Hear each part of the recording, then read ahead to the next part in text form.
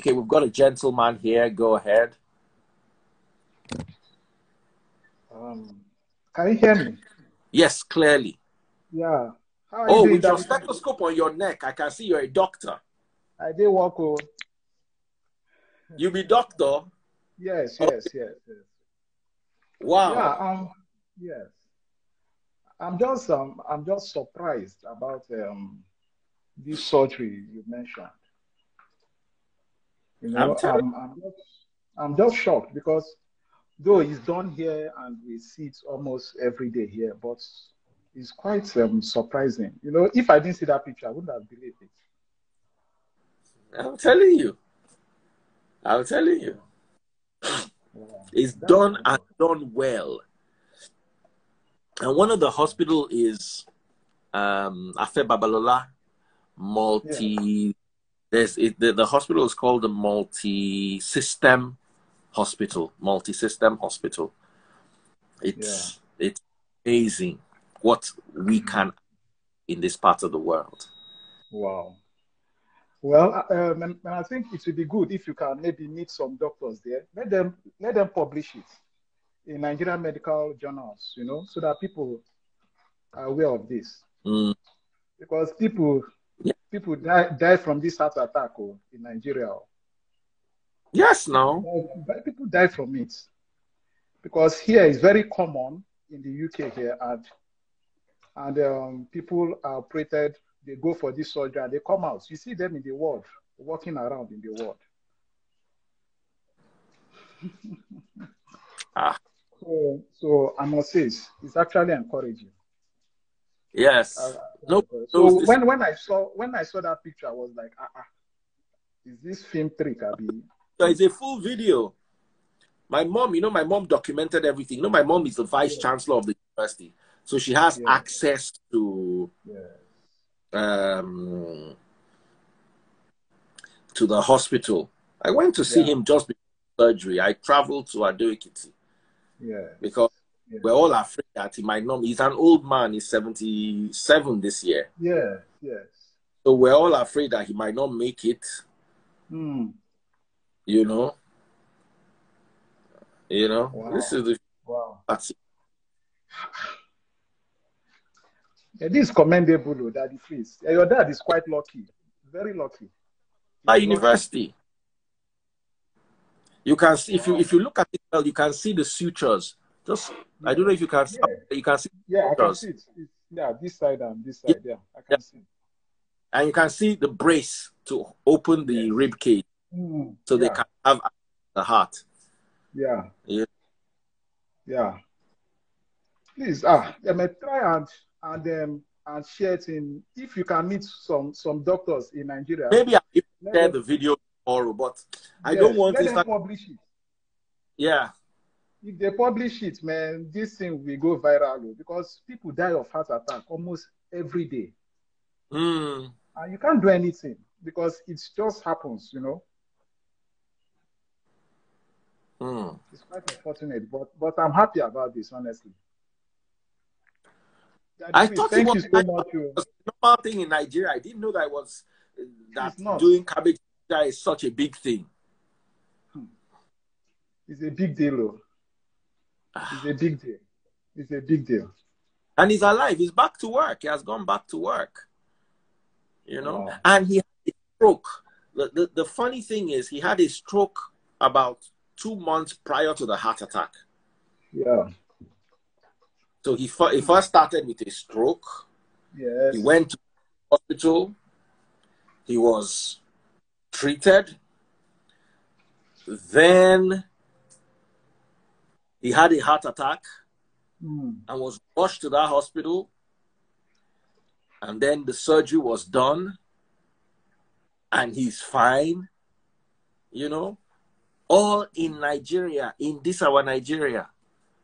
Wow. I'm impressed. I'm impressed. I'm quite impressed because I could remember back then in Nigeria, we lost so much. I lost so many patients with heart attack. You know? Yeah, because Where some were of them, you practicing in Nigeria? yeah, I was at Federal Medical Center, Umahia, Abia State. Mm. Then later I moved to Enugu. Then after some time, I just had to leave.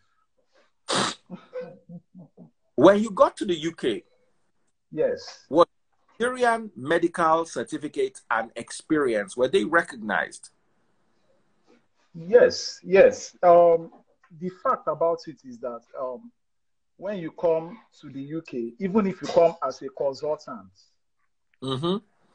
even if you come as a consultant, you won't be taken directly. They will bring you maybe to a lower level. Yeah, like if you are a surgeon in Nigeria or a physician in Nigeria, if you come to the UK, they might start you maybe from a registrar position, not from a consultant. So from there, you can start maybe writing the exams or go through the non-training pathway. Then you move to become a consultant. You know, so it's not direct. You can't just be a consultant in Nigeria and come over here and become a consultant here. No, no, it doesn't work that way. You need to when you come into this place, they place you lower down, maybe registrar position. Then from there, you now start progressing, moving upward. Mm. You might decide to go into GP practice. You might decide to go into specialty training. Mm. Yeah. Mm. But how rewarding is practicing medicine in the UK for you? Yeah. Well, to me personally, I usually tell people anywhere is better than Nigeria. Provided it's better, it's better. But it's rewarding actually, because I can tell you for free that my locum job for 1 week is more than what a consultant earns in Nigeria by far. My locum pay for 1 week is more than what a consultant earns in 1 month in Nigeria. Wow. Wow. Yeah, so Wow. it is rewarding. And I'm saying after tax, so not before tax, after tax. Mm. Mm. Yeah. Yeah. So you can't compare. Though there are other things, so like if you have kids, childcare, and all those things come into play. So maybe from that money you need to pay for your childcare and some other bills, but it's still rewarding. Mm. Yeah. I totally agree with you, and I appreciate you, bro. Thank you so much for Thank you for and all what you do. Yeah, I've been following you for years now, but I just say make I when I saw this art, I say, waiting with this. I was shocked. and Yeah. and that is why we need good leadership in Nigeria. Nigeria deserves, not just needs, deserves good leadership. Where we're coming from, I think we deserve better. We deserve. Thank you for joining. I do take care of yourself and absolutely. Thank you so much for inviting me. Well done. Take care. Yeah, take care. That's so nice to have a Nigerian doctor working abroad and doing us proud. I can't wait to see a Nigerian pastor employed by a foreign church. Maybe a Pentecostal church in Nigeria hiring a Nigerian pastor. It's a bit funny. Let me appreciate those people on Facebook who are so busy sending me stars. Thank you so much. You can buy the stars right there on my Facebook page, just beneath the video. For those of you asking, how do I buy stars? It is so direct. Right there under the video, you can buy stars. Okay, big shout out to Joseph Boyega Ade Besson. Thank you so much.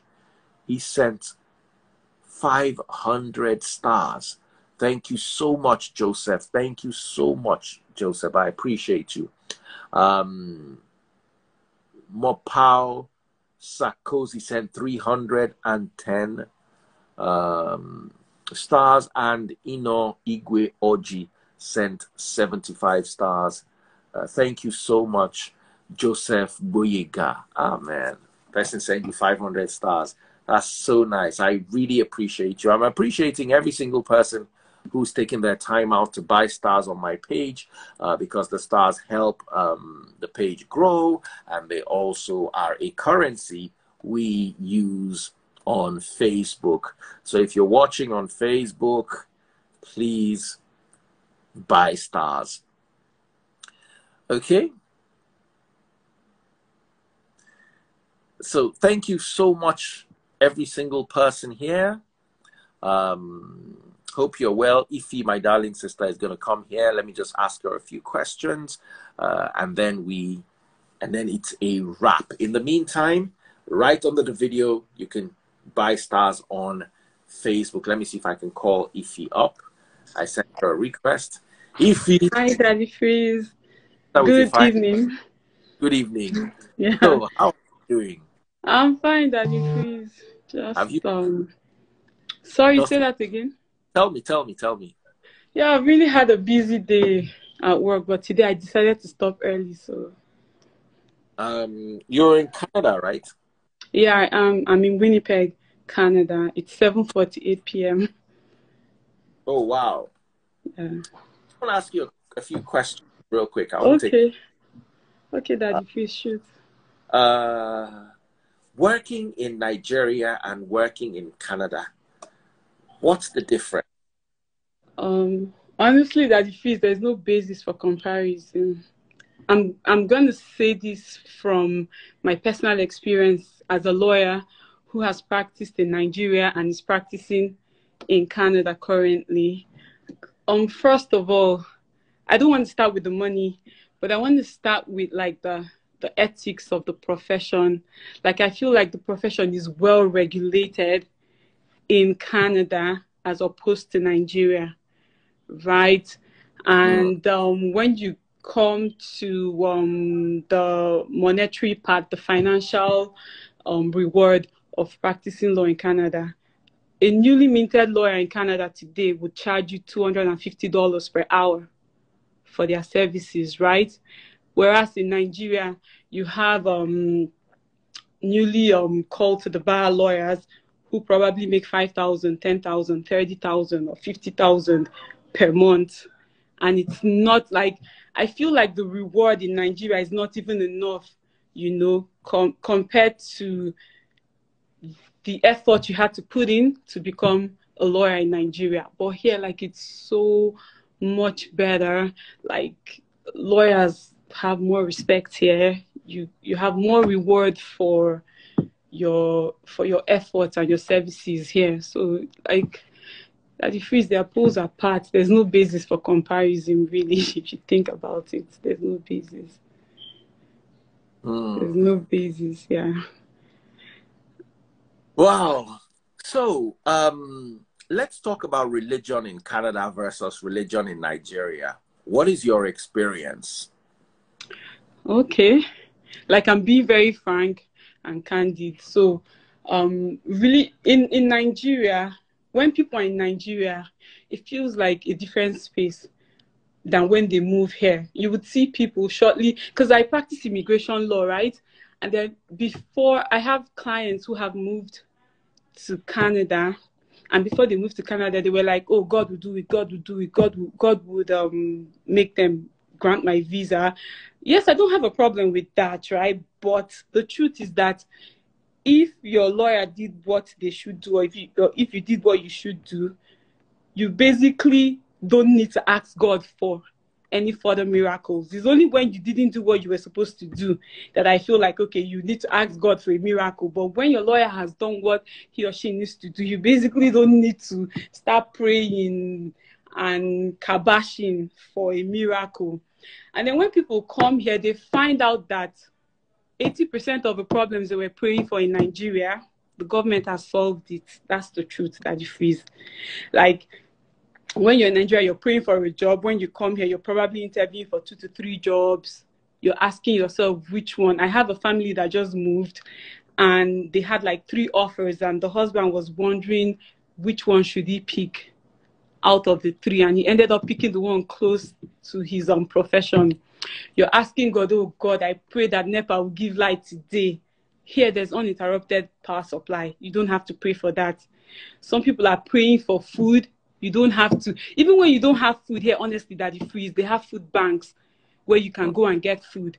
If you move to Canada as a new immigrant, at least I'm sure in Winnipeg, in Manitoba, there are loads of places that you can go to and get things like basic things that you want to live in your house with, like your couch, your dining set, your mattresses.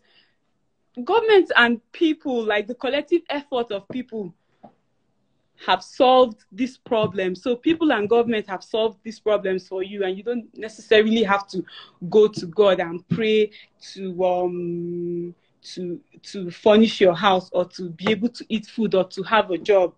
In Canada, it's been sorted out for you, right? So you don't have to pray to God. The only thing that you need to do is to work hard. Like, you need to get a job so that you don't end up on the streets. But you need to work. You don't need to overdo the religion thing before you can get the basic things of life. So in Nigeria, like you said, religion is the opium of the masses. So when people are not getting what they should get from the government, I feel like the government would, redirect their attention to something else, so that they feel like they need to depend on a higher being to provide those things. But what we're talking about, what is staring us in the face in Nigeria, is an inefficient government. It's the failure of government, really. It's the failure of government. It shouldn't have to be that way. Like in Nigeria, before you can even access your elected representatives, it's so hard. Here, I wouldn't be surprised if somebody knocks on the door one day and I open it and it's Justin Trudeau. I wouldn't be surprised. I'll just say, hi, Justin, how are you? And then he tells me what he needs to tell me. Usually they do that that's how we do the electioneering and the campaigning.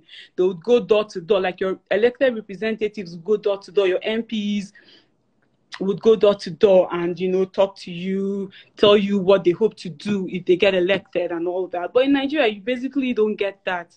Like, you have that one-on-one interaction with your elected officials. So in Canada, basically, people don't overdo the religious thing.